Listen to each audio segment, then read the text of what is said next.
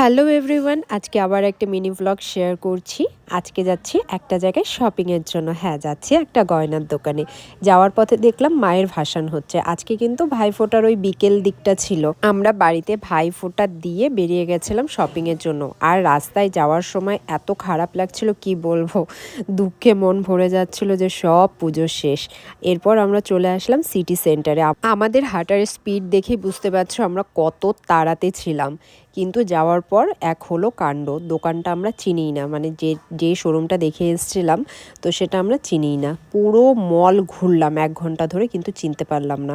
আর এই দেখো, এই দোকানটা আমি যখনই আসি এই দোকানটাতে আমার আমাকে টানে কি বলবো। আমি একদিন না একদিন এই দোকান থেকে আমার বাড়ির জন্য জিনিস অবশ্যই কিনবো। এত সুন্দর, এত পছন্দ হয়েছে কি বলবো। তারপর দেখো লাস্ট পর্যন্ত আমরা গুগল লোকেশন দেখে মলের ভিতরে আমরা দোকানটা খুঁজলাম। এই ছিল সেই দোকানটা।